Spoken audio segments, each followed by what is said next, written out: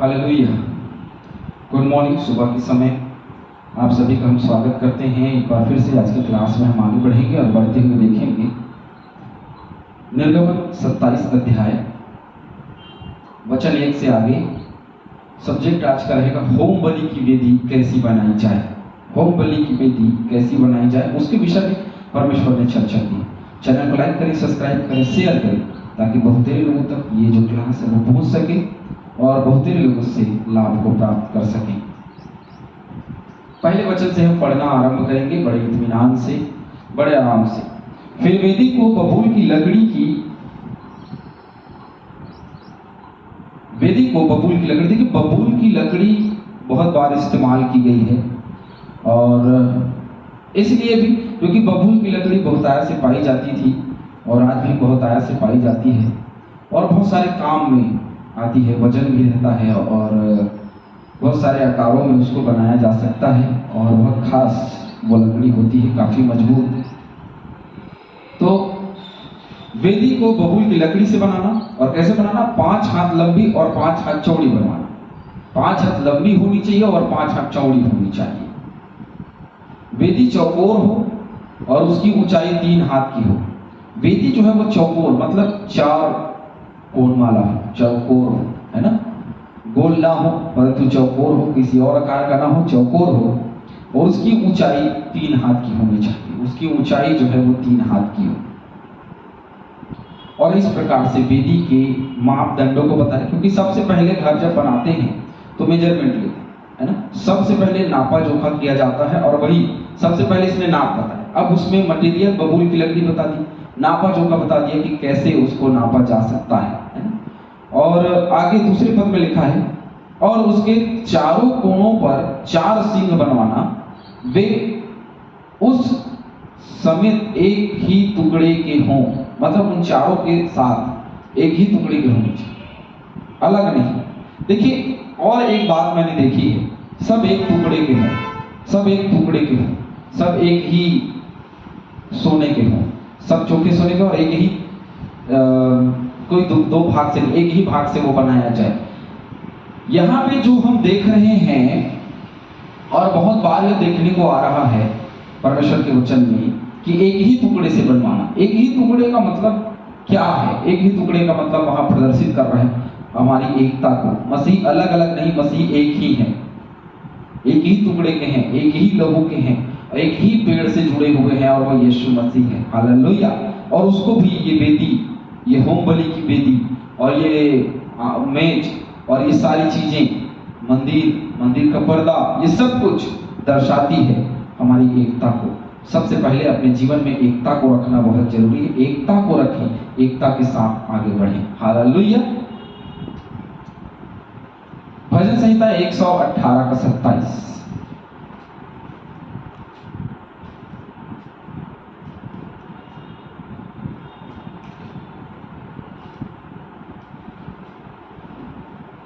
यह वह ईश्वर है और उसने हमको प्रकाश दिया है। यज्ञ पशु को वेदी के सिंघों से रस्सियों से बांधो। यज्ञ पशु को वेदी के सिंघों से रस्सियों से बांधो। तो वेदी के सिंघ, जो 4 सिंघ हमने देखा, तो वेदी के सिंघों से बांधो। एक वचन और पढ़ेंगे, यिर्मयाह 17:1 पढ़ते हैं। क्या देखिए, जो नए हैं उनके लिए थोड़ा सा यह कठिन है, लेकिन जो बाइबिल पढ़ते हैं और जो मसीह हैं उनके लिए बड़ा सरल है, लेकिन आप सबके लिए भी समझ पाना कठिन है। लेकिन विश्वासियों को बहुत ज़्यादा इसके अंदर नहीं जाना है, ध्यान नहीं देना। जो आकार मैं बता रहा हूँ बस उसको आप अपने मन में चित्र बनाइए।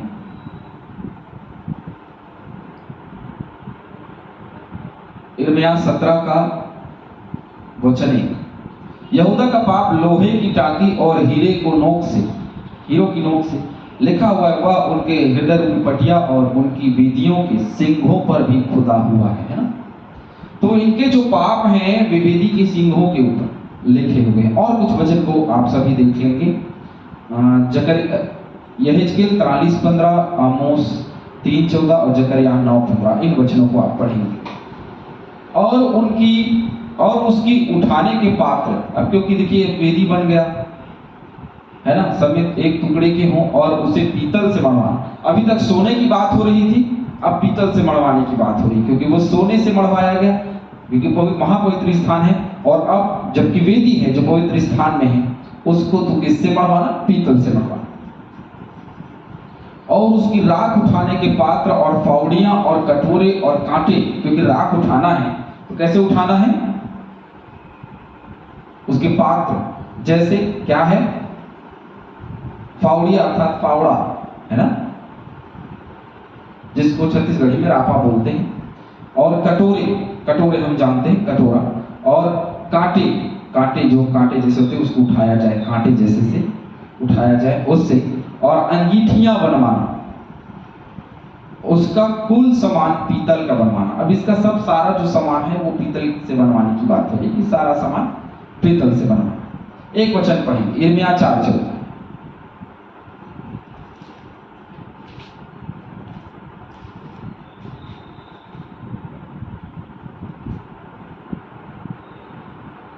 हे यरूशलेम, अपना हृदय बुराई से धो कि तुम्हारा उद्धार हो जाए। तुम कब तक व्यर्थ कल्पनाएं करते रहोगे?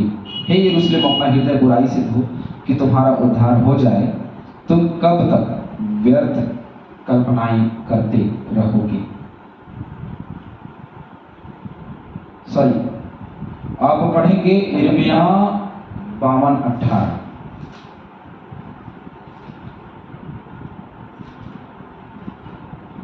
क्योंकि जो वेदी है ना वो पाप बलि के लिए बनाया गया है ना, हम सब जानते हैं। और वेदी बनाई गई, इसका मतलब ये नहीं कि हम पाप करते रहेंगे और वेदी में जाकर के चढ़ाते रहेंगे, है ना। हमको रोकना है, अपने जीवन को पाप करने से बचाना है, हमको रोकना बहुत जरूरी है। यदि हम पाप करने से अपने आप को रोकेंगे नहीं तो पाप करते रहेंगे। वेदी इसलिए नहीं बनाई कि हम बहुतायत से पाप करते रहें। वेदी इसलिए बनाई गई कि हमारे पाप जो हैं वो कितने भी घने लाल रंग के क्यों ना हो, लेकिन हमारे छुटकारे को वो देती है ना। वेदी जो है बलिदान को प्रकट करती है। वेदी जो है, क्योंकि बलि की वेदी है, वो बलिदान को प्रकट करती है, त्यागों को प्रकट करती है। यिर्मयाह 52:18 पढ़ेंगे। और हांडिया, फावड़ियां, कैंचियों, कटोरों, धूपदानों, निदान पीतल के और सब पात्रों को जिससे लोग सेवा टहल करते वे ले गए। सब ले गए, जब ये गुलामी में गए तो सब ले गए। वहां लिखा है हांडियां, फावड़ियां, कैंचियों, कटोरों, धूपदानों, निदान पीतल के, सब कुछ जो कुछ था वहां पीतल का था वो सब भी ले गए, कुछ पात्र ना छोड़ा वो लोग। तो ये वचन हमको देखा, तो जो वेदी के पास था उसको भी ले गए। चौथा वचन, उसके लिए पीतल की जाली की एक झंझरी बनवाना। क्या बनवाना? झंझरी। और उसके चारों सिरों में पीतल के 4 कड़े लगवाना। अब झंझरी बनवाना है ताकि उसको उठा लिया जाए, झंझरी बनवाया जाए और उसके चारों कोनों में कड़े लगवाना ताकि डंडे को डाल करके उसको उठाया जा सके, लाठी डाल करके उसको उठाया जा सके, वैसे बनवाना।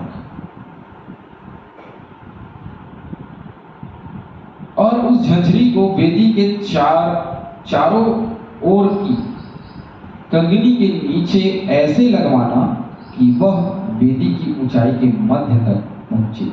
वेदी की जो ऊंचाई है उसके बीचों बीच पहुंचे, एक जाली के समान। जहां वेदी लगाई जाए वहां एक जाली के समान हो। जो झंझरी बोल रहा है ना वो वही है, जाली के समान। जैसे हम लोग देखते हैं कई जगह में, देखेंगे आप लोग कि ऊपर में जाली रखा जाता है, उसके ऊपर में आग जलाया जाता है, नीचे राख जो है वो नीचे गिरते जाता है, तो वही है झंझरी। और 4 कड़े मतलब उसके सहित आप उठा लो सफाई करने के लिए, इसलिए झंझरी बनवाना है ना। इसलिए क्या बनवाना? झंझरी बनवाना। और वेदी के लिए बबूल की लकड़ी के डंडे बनवाना। अब मैंने कहा ना बबूल की लकड़ी का डंडा, और उन्हें पीतल से बनवाना, क्योंकि यहाँ सोने की बात नहीं हो रही है, यहाँ पीतल की बात हो रही है। तो वहां पीतल से बनवाना। अब ये पूरा जो होम बलि की वेदी का जो कुछ भी बनाया जाना है वो सब कुछ पीतल से है, अब सोने और चांदी से, परंतु अब पीतल से बनवाया गया। तो अब पीतल को हम देख रहे हैं।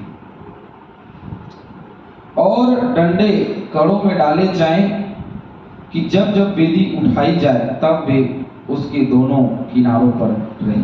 देखिए, पीतल वेदी जो है वो जलता रहेगा, लेकिन देखिए परमेश्वर की अद्भुत वेदी जलता रहेगा, होम बलि की वेदी जलता रहेगा, लेकिन पीतल पिघलेगा, डंडा जलेगा, है ना, और वो मजबूती से रहेंगे। और ये सब परमेश्वर की आशीष होगा। नहीं तो पीतल गल जाएगा, सोना गल जाएगा, लेकिन उसकी असीम आशीष देखिए वो गलेगा नहीं, जलता रहेगा फिर भी गलेगा नहीं, परंतु वो रहेगा। लकड़ी जलेगा नहीं परंतु वो रहेगा। ये परमेश्वर की अद्भुत आशीष को भी हम वहां देखते हैं। वेदी को तख्तों से खोखली बनवाना, तख्तों से खोखली मतलब भाई अब खोखली बना रहे हो, जैसे वह इस पर्वत पर तुझे दिखाई गई है वैसे ही बनाई जाए। जैसे पर्वत पर, क्योंकि उसको दिखाई भी दे रहा था कि ऐसे बनवाना, है ना, ऐसे बनवाना उसको दिखाई भी दे रही थी, इसलिए बोला कि जैसे यहाँ दिखाई दे रही है वैसे ही बनवाना, इससे अलग कुछ करने का प्रयास नहीं, जो कुछ है हूबहू वही बनवाने का प्रयास है। Hallelujah, hallelujah. तो होम बलि की वेदी, जहां होम बलि चढ़ाई जाती है, जहां बलिदान की बलि जो है वो चढ़ाई जाती है, त्याग की बलि, पाप की बलि जो चढ़ाई जाती है, अपने पाप मोचन के छुटकारे के लिए जो बलि चढ़ाई जाती है, वहां की वेदी के ढांचे को उसने बताया और कैसे बनाया जाना, और मूसा को दिखाया कि ऐसे जैसे दिख रहा है वैसे बना। हालेलुया, अद्भुत बात है ये वेदी जो है बलिदान को प्रदर्शित करती है, और उस वेदी को कैसे बनवाना है उसने बताया कि इस प्रारूप में आप वेदी को बनवाएं, इस प्रारूप में आप वेदी को रखें, ताकि परमेश्वर की असीम आशीष उस वेदी के साथ करें। और देखिए, ये स्थान जहां पे वेदी बनाई गई, उस वेदी में जब बलिदान चढ़ाया जाता, जब भी बलिदान चढ़ाया जाता, तब उसका धुआं जो है लिखा है कि वो परमेश्वर के पास। अब यहाँ का धुआं परमेश्वर के पास कैसे जाएगा? जलाइए आग, नहीं जाएगा, वो बादलों पे खो जाता है। लेकिन यहाँ ऐसी बात है कि भाई वो जाएगा। हालेलुया, परमेश्वर है। तो अद्भुत चमत्कार और अद्भुत आश्चर्य कर्म उसकी वेदी में भी हमने देखा है। हर जगह जहां परमेश्वर का काम है वहां हर जगह आश्चर्य होता है। आप कहीं भी चले जाइए, जिस स्थान पे चले जाइए वहां आश्चर्य हो। हालेलुया, क्योंकि परमेश्वर सच्चा है, परमेश्वर सबका ध्यान रखने वाला है, सबकी ओर अपनी आंखें लगाने वाला है। प्रभु आप सभी को बहुत आशीष। आमीन।